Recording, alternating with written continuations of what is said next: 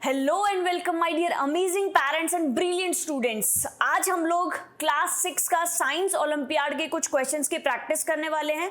जी हाँ बच्चों, NSO paper का क्लास 6 के हम प्रीवियस ईयर क्वेश्चंस सॉल्व करने वाले हैं। So are you guys all ready and excited for the questions? ये जो क्वेश्चंस हैं वो दो पार्ट में हम यहाँ पे सॉल्व करेंगे बच्चों। कुछ क्वेश्चंस हम LR that means logical reasoning के क्वेश्चन सॉल्व करेंगे और कुछ क्वेश्चंस हम यहाँ पे साइंस के सॉल्व करने वाले हैं कि एग्जैक्टली ओलंपियाड में कैसे क्वेश्चंस आए हुए हैं, वही सेम क्वेश्चंस हम यहाँ पे सॉल्व कर रहे हैं। So the first question from logical reasoning is choose the correct mirror image of the figure x। ये फिगर x है आपका, अमंग्स द फोर ऑल्टरनेटिव जो यहाँ पे गिवन है उसमें से आपको करेक्ट चूज करना है। मिरर इमेज का सिंपल कॉन्सेप्ट समझना है बच्चों कि लेफ्ट राइट इन्वर्जन होता है बट ऑब्जेक्ट डिस्टेंस हमेशा मिरर से सेम ही रहने वाली है। क्लियर हो गया? आप लोगों ने साइंस में भी पढ़ा होगा, ऑल्दो आप लोगों ने मैथमेटिक्स में या फिर रीजनिंग में भी मिरर इमेजेस में पढ़ा होगा। ऑब्जेक्ट की डिस्टेंस मिरर से सेम ही रहने वाली है। सो अब देखो बच्चों, चीजें सेम रहेगी, सिर्फ आपको बेसिक चीजें समझनी है कि क्या ये जो सर्कल है वो सॉलिड में कन्वर्ट हो जाएगा आपका मिरर इमेज में जाने के बाद? ऐसा तो नहीं होगा ना। So that means A option तो हो नहीं सकता है। बी में क्या हो रहा है? देखो बच्चों, ये दोनों की पोजीशन चेंज हो गई है, पोजीशंस अपनी जगह पर ही रहने वाली है। दैट मीन्स ये भी नहीं हो सकता है। अब इन दोनों में से समझते हैं बच्चों, क्योंकि यहाँ पे क्या हो रहा है, पोजीशंस अपनी जगह पे है बट थोड़ा सा माइन्यूट लेवल पे कुछ चीजें चेंज है। देखो ये वाला जो सर्कल है वो अपनी पोजीशन से क्या ऊपर शिफ्ट हो सकता है मिरर इमेज में? ऑटोमेटिकली नहीं हो सकता। दैट मीन्स ये भी नहीं होगा। D is the correct answer. क्यों करेक्ट है? देखो ये जो हमारा रेक्टेंगल है एज इट इज रेक्टेंगल अपनी जगह पे आ गया है, ठीक है। ऑब्जेक्ट डिस्टेंस और मिरर की डिस्टेंस की हमने बात करी ना, तो ये डिस्टेंस एग्जैक्ट उतनी ही डिस्टेंस पे हमारा कुछ यहाँ पे बनेगा। सिमिलरली ये जो सर्कल है आपका वो इतनी डिस्टेंस पे है, तो कहीं ना कहीं इस डिस्टेंस पे आपका क्या बन जाएगा बच्चों? सर्कल बन जाएगा। ये जो एरोज हैं वो भी सिमिलरली आपकी एरोज कुछ इस तरीके से अपनी अपनी जगह पे बन जाएंगी। I hope this question is crystal clear to all of you. और ऐसे क्वेश्चंस को कैसे अटेम्प्ट करना है, मिरर इमेज के क्वेश्चंस आते ही आते हैं आप लोगों के एग्जाम में, तो आपको बहुत अच्छे से क्लियर हो गया होगा। And let's move next question. Anshuman is facing south. He turns 135 degree in the anti-clockwise direction and then 180 degree in the clockwise direction. Which direction is he facing now? Simple ऐसे questions में आपको क्या करना है बच्चों, पहले आपको directions mention कर लेनी है। तो ये आपका हो गया ईस्ट, ये हो गया वेस्ट, ये हो गया नॉर्थ, साउथ। अब क्वेश्चन को रीड करना है। Anshuman is facing south. अब ये अंशुमन जो है, ठीक है, वो कहाँ पे फेस कर रहे हैं? वो साउथ की तरफ यहाँ पे डायरेक्शन फेस कर रहे हैं। ये अंशुमन है हमारे। अब क्या हो रहा है? ही turns 135 degree in the anti clockwise direction. अब आप समझो बच्चों, ये जो एंगल होगा ये 90 डिग्री होगा। अब 90 डिग्री से यहाँ पे एंटी क्लॉकवाइज डायरेक्शन में अंशुमन मूव करेगा, तो हम टेंटेटिवली देखते हैं कि लगभग यहाँ पे बीच में, यहाँ पे इस जगह पे उसका कितना हो जाएगा एंगल? लगभग 135 डिग्री हो जाएगा, ठीक है। तो अब अंशुमन की डायरेक्शन कुछ इस तरफ हो गई है। देन फिर क्या हुआ? And then 180 degree in the clockwise. अब क्या होगा? वापस से क्लॉकवाइज डायरेक्शन में अंशुमन मूव कर रहे हैं, ठीक है। क्लॉकवाइज का मतलब इस पोजीशन से वापस कुछ इस तरफ से क्लॉकवाइज डायरेक्शन में मूव करना है उसको। तो 180 डिग्री मतलब कि सिंपल इसको इस तरीके से हम देख लें तो 180 डिग्री हमारा कुछ यहाँ पे, ये टोटल कितना हो जाएगा बच्चों? 180 डिग्री। तो अंशुमन की जो अब एग्जैक्टली फाइनल डायरेक्शन है वो कहाँ पे आ गई है? वो इस जगह पे आ गई है। दैट मीन्स वो है साउथ वेस्ट, ठीक है, साउथ वेस्ट है बच्चों। सो the correct answer is option number 4। Simply हमने क्वेश्चन को कुछ नहीं किया है बच्चों, जैसे जैसे क्वेश्चन में बोला गया है वैसे वैसे हमने उसको ड्रॉ कर लिया और एग्जैक्टली हम फाइनल आंसर पे पहुंच गए। The next question, count the number of cubes in the given figure. आपको जो फिगर है उसमें क्यूब्स फाइंड आउट करने हैं। ऐसे क्वेश्चंस को सॉल्व कैसे करना चाहिए बच्चों? देखो सिंपल, यहाँ पे जो आपकी फर्स्ट रो है, ठीक है, फर्स्ट रो के अंदर कितने क्यूब्स हैं? फर्स्ट रो के अंदर आपके क्यूब्स हैं 3। फिर अगेन सिमिलरली सेकंड रो में आपको कितने क्यूब्स दिख रहे हैं? सेकंड रो में जो आपको क्यूब्स दिख रहे हैं बच्चों वो आपको 2 क्यूब्स दिख रहे हैं। सिमिलरली थर्ड रो में आपको दिख रहे हैं 1। तो जब हम इसको सॉल्व करेंगे तो हमें मिलेंगे 3, 4 एंड 3। टोटल हमारे पास कितने हो जाएंगे? 3 + 3 6 एंड 4 10, ठीक है। ये टोटल हमारे पास क्यूब्स हो जाएंगे बच्चों 10 and 10 is in option number 3। Although इसके बहुत सारे और भी डिफरेंट ऑल्टरनेटिव मेथड्स हैं, आप कैसे भी सॉल्व कर सकते हैं। सो the correct answer is option number 3। The next question is find out which of the answer figure 1 2 3 4 completes the figure matrix. अब आपको बताना है कि कौन सा करेक्ट आंसर आएगा। सिंपल है बच्चों, 6 को क्या हुआ यहाँ पे क्लॉकवाइज डायरेक्शन में मूव कर दिया है, ठीक है, 6 को क्लॉकवाइज डायरेक्शन में मूव कर दिया है। सिमिलरली 9 को भी हम यहाँ पे ये जो आया उसको हमने क्लॉकवाइज डायरेक्शन में मूव करवाया तो 9 आ गया। 5 को भी हमने क्या किया, कुछ क्लॉकवाइज डायरेक्शन फिर क्लॉकवाइज डायरेक्शन।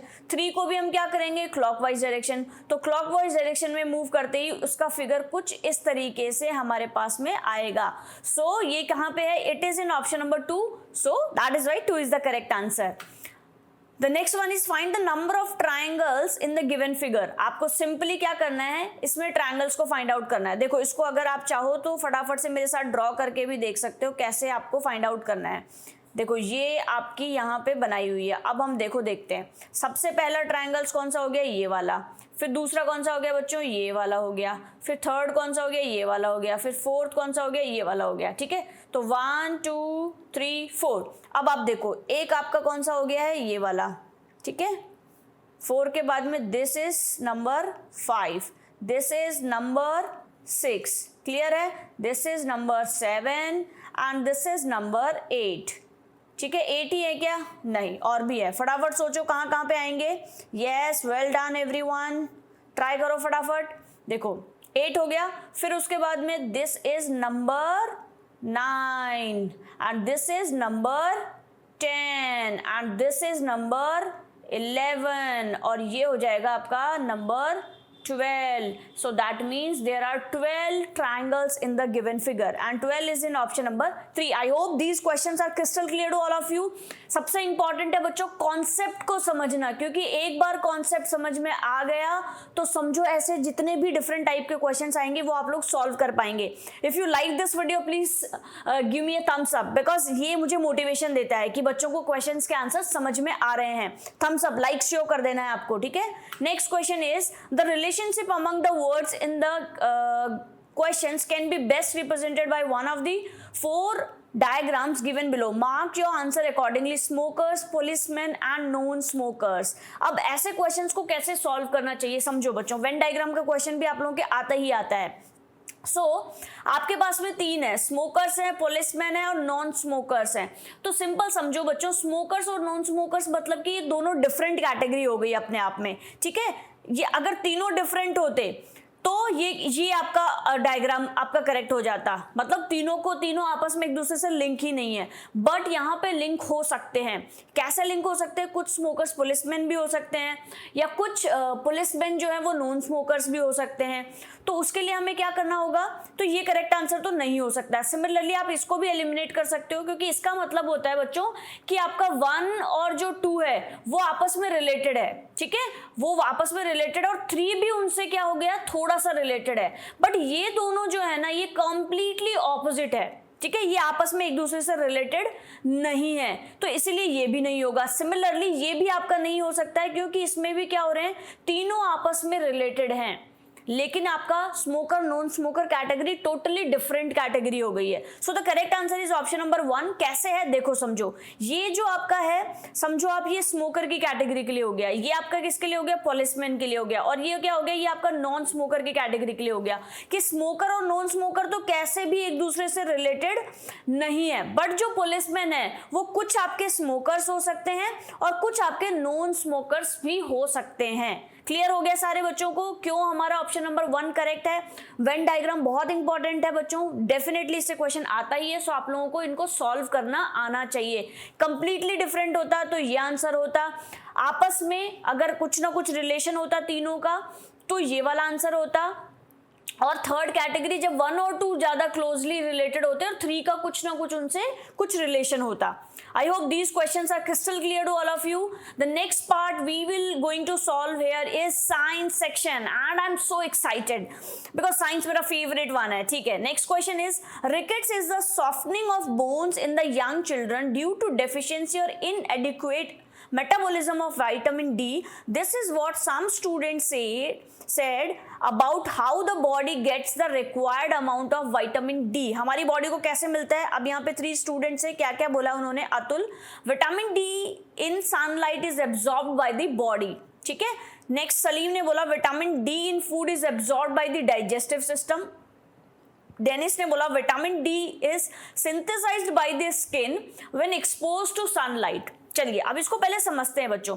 अतुल ने बोला कि भाई विटामिन डी हमारी बॉडी एब्जॉर्ब कर लेती है, but this is incorrect statement बच्चों, क्योंकि बॉडी डायरेक्टली आपकी एब्जॉर्ब नहीं करती है। उसके लिए क्या होता है, उसके लिए सिंथेसाइज वाला प्रोसेस होता है। सिंथेसाइज का मतलब क्या होता है बच्चों, कि किसी भी चीज को करने के लिए कुछ और चीजों का भी वहां पे इन्वॉल्वमेंट होता है। अब इन्वॉल्वमेंट कैसे होता है, देखिए जैसे ही आपकी बॉडी सनलाइट के एक्सपोजर में जाती है, जैसे आप धूप में जाते हैं, तो क्या होता है बॉडी के अंदर आपके विटामिन, ये थोड़ा डिटेल है कि विटामिन D3 का प्रोडक्शन होता है।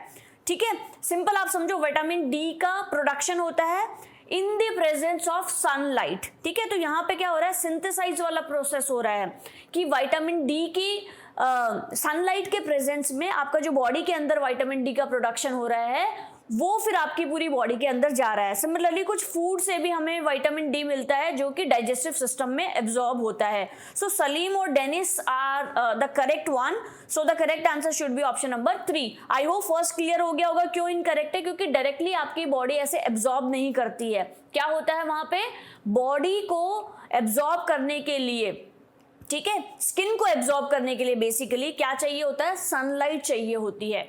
तो the next question is match the column and select the correct option. बच्चों ये डिफरेंट पैटर्न के क्वेश्चन है, समझो आप। पहले हमारा क्वेश्चन कैसे है, स्टेटमेंट बेस्ड आ गया, अब हमारा जो क्वेश्चन आ रहा है वो कॉलम्स की फॉर्म में आ गया है। नेक्स्ट भी अलग आएगा, जैसे मैक्रोन्यूट्रिएंट्स क्या होंगे, फिर उसके बाद में prevents constipation, protect us against disease, deficiency disease of protein. अब ऐसे क्वेश्चंस में क्या हो सकता है, लेट्स से आपको सारे के सारे नहीं पता है, कुछ पता है आपको, तो आप कैसे ऐसे सॉल्व कर सकते हैं। देखो अगर आपको यहाँ पे कुछ पता है, लेट्स से कि मैक्रोन्यूट्रिएंट आपको यहाँ पे नहीं पता है, ऑल्दो आप यहाँ पे आइडिया लगा सकते हो कि या तो फैट होगा या विटामिन होगा। जिस बच्चे को नहीं आता है मैं उसको बता रही हूँ, ठीक है, समझो। चलो फिर भी ये नहीं आता, सिंपली क्यू का तो सबको पता होगा, प्रिवेंट कॉन्स्टिपेशन। कौन कॉन्स्टिपेशन प्रिवेंट करता है, रफेज। तभी तो हमें बोला जाता है ना कि चोकर वाला आटा खाना चाहिए, ठीक है, फ्रूट्स को होल खाना चाहिए, छिलके हटा के नहीं खाने चाहिए, सो दैट हमारी बॉडी में रफेज जाए। जूसेस कम पीना चाहिए as compare to whole fruit, हमें ज्यादा खाने चाहिए। तो अब आप देखो Q का 3 तो कंफर्म है, लेट्स से आपको पता है ये वाली चीज। अब Q3 किस में है, Q3 इसमें है बच्चों, और Q3 आपका किस में है, ओके, और किसी में है ही नहीं। वैसे करेक्ट आंसर यही है, पर चलो और समझते हैं। प्रोटेक्ट अस फ्रॉम डिजीजेस, अब ये तो सबको पता है कि कौन प्रोटेक्शन करता है, वो आपका विटामिन्स एंड मिनरल्स करते हैं बच्चों, ठीक है। आपकी बॉडी में हमें डिजीज से कौन प्रोटेक्ट करता है, विटामिन्स करते हैं, इसलिए हमें बोला जाता है कि फ्रूट्स एंड वेजिटेबल्स भर भर के खाने चाहिए। सो आर का आपका क्या हो जाएगा, आर का हो जाएगा 4। इस तरीके से मीन्स अगर आपको कुछ भी आता है ना, तो आप इस तरीके से आइडिया लगा सकते हैं कि किसका कौन सा आंसर होगा। एंड डिफिशियंसी डिजीज कौन सी है, प्रोटीन की, कि प्रोटीन की कमी से आपको क्या हो जाता है, क्वासिओर्कर हो जाता है। सो एस का क्या है आपका 1 है। एंड सिमिलरली लेट्स से आपको फर्स्ट वाला नहीं आता था, तो क्लियरली यहाँ पे पता चल गया है कि ये तीनों ऑप्शन सही है। सो फर्स्ट का क्या होना चाहिए, फर्स्ट पी का 2 होना चाहिए। दैट मीन्स जो मैक्रोन्यूट्रिएंट है वो कौन है, वो आपका फैट है। So accordingly the correct answer is option number 2। This is just a process बच्चों, डायरेक्टली आता है आप आराम से सॉल्व करिए, नहीं आता है तो हम कैसे सोच सकते हैं, कैसे जुगाड़ लगा सकते हैं, तिगड़म लगा सकते हैं, ठीक है। चलो next question is read the information about a substance P given below and the substance statements are can be recycled, biodegradable, non toxic and useful। अब आप समझो कौन सा सब्सटेंस हो सकता है, वो मेटल कैन जो है वो आप समझो, क्या वो बायोडिग्रेडेबल है, नहीं है, तो ये तो आंसर नहीं होगा। रिसाइकिल कर सकते हैं, नहीं कर सकते। सिमिलरली ग्लास बॉटल को क्या आप बायोडिग्रेडेबल है क्या, नहीं है। प्लास्टिक बॉटल तो सबको वैसे ही पता है कि कैसे भी हमारे लिए रिसाइकलेबल नहीं है, नॉन टॉक्सिक, हमें तो प्लास्टिक हर जगह अवॉइड करने को बोला है। So the correct answer is 1। Paper can be recycled, definitely it can be recycled, biodegradable भी है और टॉक्सिक भी नहीं है, हम उसको यूज कर सकते हैं। The next one is choose the most appropriate option related to the blanks in the below given below। Okay, so the organic waste A पे क्या होना चाहिए, and composting, ठीक है। क्या होना चाहिए, अर्थ वॉर्म्स होने चाहिए, रेड वॉर्म्स होने चाहिए, रिंग वॉर्म्स होने चाहिए या रेड वॉर्म्स होने चाहिए। रिंग वॉर्म्स तो कैसे भी नहीं हो सकते। रिंग वॉर्म्स का मतलब समझते हो ना, जो स्किन पे हो जाता है ना, जिसको हम दाग बोलते हैं हिंदी में, तो खुजली होने की वजह से हो जाता है, तो मतलब वो तो कैसे भी नहीं हो सकता है। ठीक है, यहाँ पे हम कुछ प्लांट्स और इन सब के बारे में बात कर रहे हैं, रिसाइकल पेपर्स, गार्बेज। तो रिंग वॉर्म्स तो मतलब वो दाद वाली बीमारी, तो खाज खुजली तो यहाँ कैसे भी नहीं हो सकती है। ठीक है, सो आगे बढ़ते हैं। ऑर्गेनिक वेस्ट क्या है, अर्थ वॉर्म से, रेड वॉर्म से क्या होगा, सोचो जरा। ठीक है, नहीं आता है, चलो आगे बढ़ते हैं। गार्बेज क्या है, फिलिंग एन ओपन पिट। ठीक है, हम कहाँ पे डालते हैं, वो हम लैंड फिल्स में डालते हैं। अब आप कहोगे मैम लैंड फिल तो तीनों में ही है। ठीक है, आगे और बढ़ते हैं। ओल्ड न्यूज़पेपर, पेपर बैग्स, और सी में क्या आएगा, it can be recycling, reusing. देखो रीयूज तो नहीं कर सकते बच्चों ओल्ड पेपर को, ठीक है, रिसाइकलिंग आप जरूर कर सकते हो कि उसको रिसाइकिल करके उसको फिर हम किसी ना किसी और दूसरे तरीके से यूज करें, तो रीयूजिंग तो नहीं हो सकता है। अब देखो यहाँ पे जो आपका बी ऑप्शन लैंडफिल हुआ था, वो यहाँ पे लैंडफिल है क्या, नहीं है, सो दैट मीन्स ये भी नहीं होगा। The correct answer is option number A. अगर आपको डायरेक्टली आता है इट्स टोटली फाइन बच्चों, नहीं आता है तो आप कैसे अप्रोच कर सकते हैं या कैसे ऑप्शंस को एलिमिनेट कर सकते हैं, टाइम को बचा सकते हैं, ये सारे ऑप्शंस मैं आप लोगों को बता रही हूँ। ठीक है, मे बी ये ऑप्शन, ये तरीका किसी एक बच्चे के लिए वर्क करे, किसी बच्चे दूसरे के लिए ना वर्क करे। आपके लिए क्या सूटेबल है आपको उसी तरीके से सॉल्व करना है। Okay, so the next question is the respiratory system of human body is represented in the diagram given below. Okay, What is the function of bronchi, lungs and alveoli? इसके क्या क्या functions हैं? They move blood to the cell of the body. क्या वो blood को move करते हैं? बिल्कुल नहीं, ब्लड को मूव नहीं करते हैं। सो ये तो आपके ऑप्शंस नहीं हो सकते हैं। हम यहाँ पे रेस्पिरेटरी सिस्टम की बात कर रहे हैं बच्चों, ठीक है। देन उसके बाद ब्लड वाला तो आपका क्या हो गया, सर्कुलेटरी सिस्टम हो गया। सेकेंड ऑप्शन है they store gases that may be useful by the cells, कि वो गैसेस को स्टोर करके रखते हैं जो कि मे बी सेल्स के लिए यूजफुल हो, नहीं, ठीक है, ये भी नहीं हो सकता है।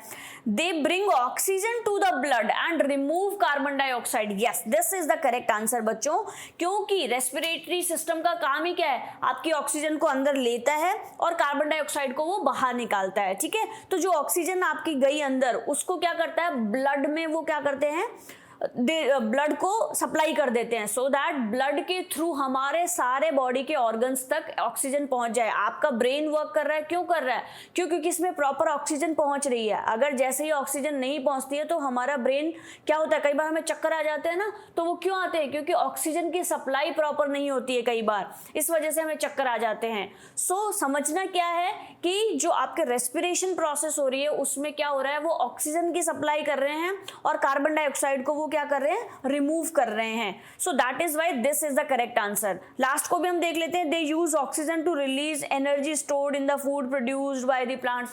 कोई सेंस ही नहीं है कि ये ऑक्सीजन को यूज करते हैं to release energy stored in the food, कि जो फूड के अंदर एनर्जी स्टोर होती है जो कि प्लांट प्रोड्यूस करते हैं, उसको यूज करने के लिए, बिल्कुल बेकार बात है। So this is also incorrect. The next one is identify the organism with the help of given characters. I live in Antarctica. क्या कैमल अंटार्कटिका में रहता है? नहीं। डक रहती है? नहीं। हैन रहती है? नहीं। सो the correct answer is option number 4। लेकिन ये जल्दबाजी नहीं करनी है, पहले सारे ऑप्शंस पढ़ने हैं। मैंने इसलिए किया ताकि आप लोगों को पता लगे कि ऐसी मिस्टेक नहीं करनी है। Stored fat in my body keep me warm, अगर ये अपने आप को वार्म रखेगा तो फिर और क्या होगा, डेजर्ट में बहुत ज्यादा भयंकर गर्मी हो जाएगी। सो कौन करता है, वो पेंगुइन करती हैं, अपनी बॉडी को क्या करते हैं बच्चों, ये वार्म रखते हैं। आई हैव 2 फ्लिपर्स, यस, इसके पास में क्या होते हैं, ये फ्लिपर्स होते हैं। सो the correct answer is option number 4। I hope बहुत ज्यादा एक्सप्लेनेशन की जरूरत नहीं है। वीडियो अच्छा लग रहा है तो लाइक कर देना है। The next question is which one of the following flower is used as cook vegetable in Kerala, कि केरला में कौन सा ऐसा फ्लावर है जिसको हम एज अ वेजिटेबल की फॉर्म में यूज करते हैं। चलो वो होगा आपका option number B, that is banana. ये क्या है, आपको फटाफट से गूगल पे सर्च करके देखना है कि बनाना फ्लावर कुछ ऐसा ही दिखता है क्या। बनाना फ्लावर को केरला में यूज करते हैं बच्चों एज अ वेजिटेबल, ठीक है। लोटस आपका हो नहीं सकता, एंड दिस इज जैस्मिन, और ये आपको मुझे कमेंट सेक्शन में बताना है कि इसका नाम क्या है, ठीक है। Correct answer is option number 2। The next one is match the column 1 with, अब आप देखो बच्चों पैटर्न कितने डिफरेंट आ रहे हैं, समझने की बात देखो आप।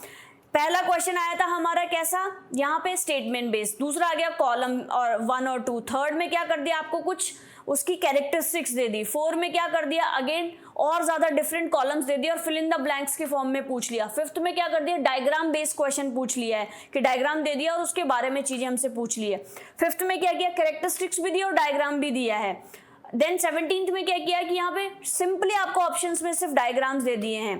तो क्या करते हैं बच्चों, जब हम ऐसे डिफरेंट टाइप के क्वेश्चंस की प्रैक्टिस करते हैं ना तो हम हैबिचुअल हो जाते हैं और हमारा जो दिमाग है वो भी उस तरीके से जल्दी जल्दी प्रोग्रामिंग कर पाता है, फटाफट क्वेश्चंस को सॉल्व कर पाता है। सो आपको क्या करना है, डिफरेंट वेराइटी के जो क्वेश्चंस होते हैं उनकी प्रैक्टिस करनी है, सो दैट एग्जाम में जब आप लोग सॉल्व करने लगोगे तो आपको सबको ईजी लगेगा सब कुछ। दैट मीन्स प्रैक्टिस करनी है आपको डिफरेंट क्वेश्चंस की।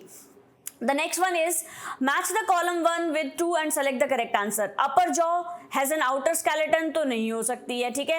Has a streamlined body नहीं हो सकती है। Is an immovable joint, yes, this is the correct answer for option number A. Ribs and outer skeleton has a streamlined body, protect the heart, yes, ये आपके heart को, ये जो ribs होते हैं ना ये आपके हार्ट को प्रोटेक्ट करते हैं। सिमिलरली फिश की क्या है स्ट्रीमलाइन बॉडी है, हम सबको पता है।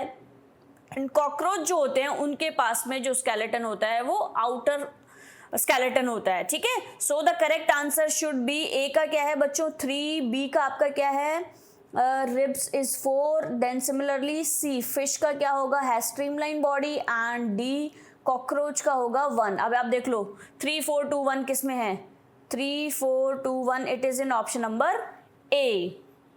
The next is what percentage of oxygen, nitrogen, carbon dioxide is present in the air? ये तो हमने बचपन से पढ़ा है, इसका करेक्ट आंसर सबको आना चाहिए।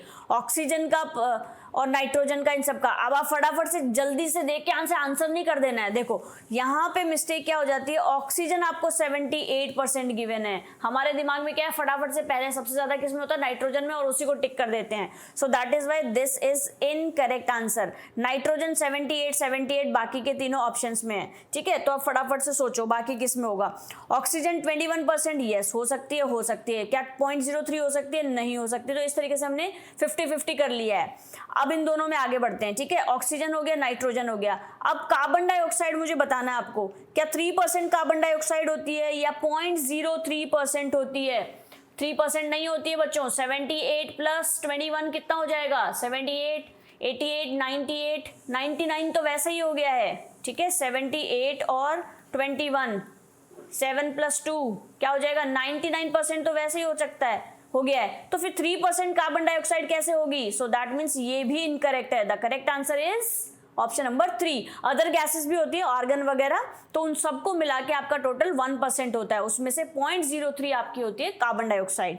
And the last question of this video is on your screens now. Gases in the atmosphere, ये आपको गिवन है। Based on the above figure which of these is the most accurate description of air? Statements को आपको identify करना है। 2/3 part is nitrogen, 1/3 is oxygen and 1/10 is other gases. समझो बच्चों 2/3 part is nitrogen, 1/3 is oxygen and 1/10 is other gases, ठीक है। So this is the correct statement. बाकी के भी हम समझते हैं, इसको भी डिटेल में समझेंगे। 3/4 part is oxygen and 1/3 is nitrogen. 1/3 nitrogen है क्या? नाइट्रोजन इतनी सी है क्या? नहीं हो सकती है। 1/2 पार्ट इज नाइट्रोजन, 1/2 पार्ट है क्या? इसका हाफ पार्ट है क्या? नहीं हो सकती है। 1/5 part is oxygen and 4/5 contains nitrogen, 4/5 contains nitrogen, ये भी नहीं हो सकता है, ठीक है। अब इसको समझो 2/3 पार्ट, ठीक है। जैसे मान लो 2/3 का मतलब क्या है, आप सब लोगों ने फ्रैक्शन में पढ़ा होगा ना कि 3 में से 2 पार्ट क्या है आपका? नाइट्रोजन है, मतलब ज्यादा पार्ट किसका है? नाइट्रोजन का। 1/3 पार्ट इज ऑक्सीजन, ऑक्सीजन इसके कंपैरेटिवली क्या है?